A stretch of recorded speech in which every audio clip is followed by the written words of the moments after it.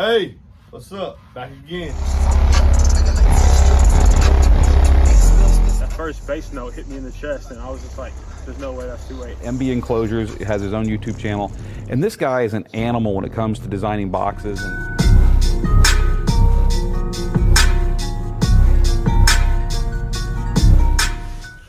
Hey, what's up? It's your boy MB, man. I get asked this time and time again. What amp are you running? MB was the best amp for my setup. Honestly, in my opinion, from my experience. All the years of experience from the 90s, then my little haters, and now I'm back. Of all the brands I carry, and I respect all of them, my favorite amp, though, to me, and me looking at the specs and how, the slew rate, dampening factor, power, this, that, and other, at different ohm loads, and there are all the brands that have a amplifier similar to this. But my favorite amp is a Dylan Designs M2500. I believe this is the best amp. Whether you got an entry-level system, you can run it at phone, it'll be 1,000 watts. If you have a intermediate system, something like what I'm doing, and I think I'm on an intermediate level system, you can run it at 2 ohm and get 1,500 watts. And if you want to compete, whether it's 2 15s, 2 10s, one single 12, 1 15, you can run this amp on that sub as well, because at 1 ohm you get 2,500 watts. And all that is conservatively rated. I wish that someone would test this amp. Maybe I need to send one to Big D myself. Man, that'd be nice. Let me see if I can get permission to send one to Big D myself. Maybe I'll send. Ooh, I would have to purchase it and then send it to him. But I would like for him, and maybe y'all can ask him. Maybe he'll do it himself, or maybe DD will hear this video and say, "Oh, I send it to him and do our own testing." I don't know how that offer goes. But me personally, my listening taste and different ohm loads I had inside that truck, whether I had the M2000 at first and now that has been upgraded to the M2500, this amp is very versatile. It comes with everything you would need. It has the technical specifications on the back of the box right here. Let me read some of them to you. The test voltage was at 14.4 volts. At 4 ohms, it's 1,000 watts. At 2 ohms is 1,500, and 1 ohm is 2,000. The dynamic range on this amp is 4,000 watts. It's probably going to be at your 1 ohm rating, most likely. The max current draw is 400 amps. Now, I'm using mine on my truck. I have two 350 amp fuses, and I run 2 runs of power and 2 runs of ground to my single M2500 that has ran every setup ever since I took this partner out. Every setup, whether I drop it at 4 ohm, 2 ohm, or 1 ohm, this workhorse is doing it. The input sensitivity is 8 volts to 0.2. That's nice. That's nice. Most head units only go up to 6, and you can get 8 volts input from here. The frequency response is 20 hertz to 50, 20 hertz to 500, my bad, 20 hertz to 5,000.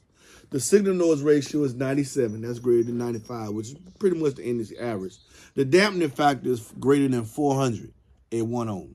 So this is a very highly damped amp. I'm sure some of you naysayers will say, "Hey man, you can get far more power for far cheaper," because this amp is $750.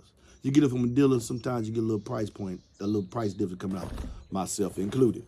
But listed MSRP is $750. And others would tell you can get this amp on 3K, this 5K for half the cost. Yeah, but you're not going to get this dampening factor. You're not going to get this output impedance, the ability to control and start the woofer on the dime. You're not going to get that for that price. And that's why they give it to you so cheap. That's why they give it to you so cheap. The subsonic filter is from 20 to 250. The low pass is, I don't know why they had that. That's so high. The low pass filter is from 50 to 500. It does come with remote control. Power gauge is 1 oct. Speaker wire is 10 oct. Now, I'm sure y'all have seen this amp. I don't know, maybe you haven't. So let me give y'all a good look at it. Let me give you a very good look at it here.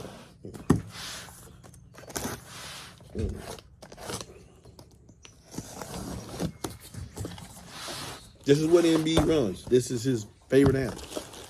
This is the remote control, RCA, the telephone jack wire connection, which is nice and sturdy. It comes with its own hardware, so you can use to put in your 1-aught wire and your ground and your speaker terminal. Allen keys here. And this is your remote control.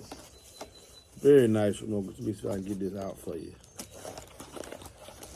You've seen this design on a lot of amps.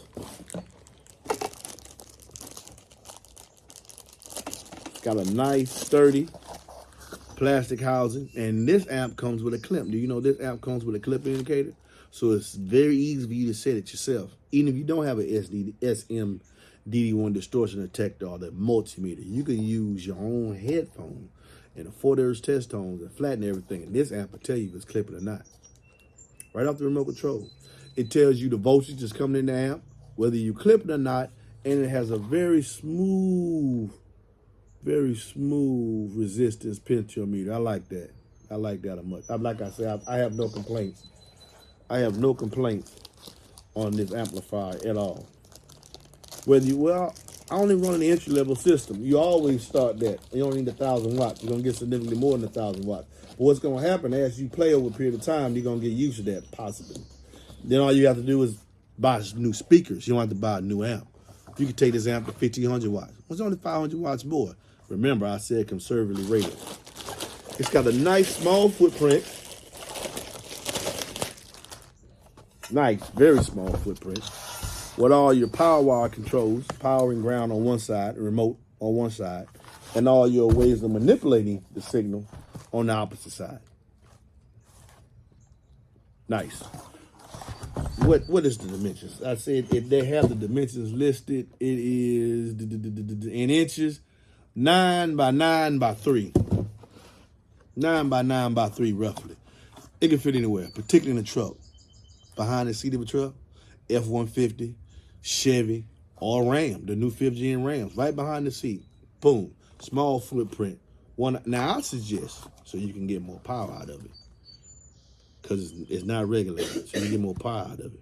The more voltage you get in, the more voltage you're gonna get out. The more voltage you get in, the more voltage you're gonna get out. Max draw 400 amps, but it's telling you it's 250 amps, it's 2,500 watts. To let you know, this amp is severely underrated at all on loads.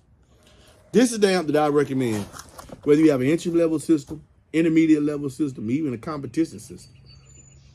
This is what I recommend, the M2500. You can get them from me, or you can buy them directly from DD yourself and pay the full MSRP.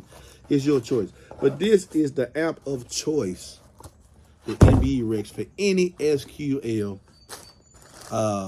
street beater out there, the Digital Designs M2500. And it also comes with those who use some real pretty installs and different colors and stuff, want to match the outside of your vehicle. It comes with a vanity plate that you can use to light up in different colors.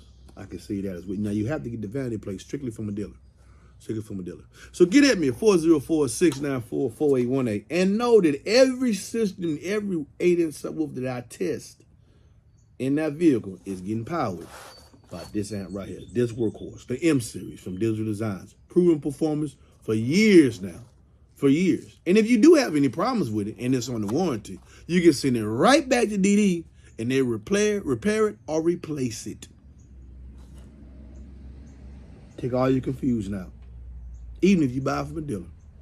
Get at me, 404-694-4818. And as always, please listen responsibly. Now, see, I hit this thing and it didn't stop. And bam.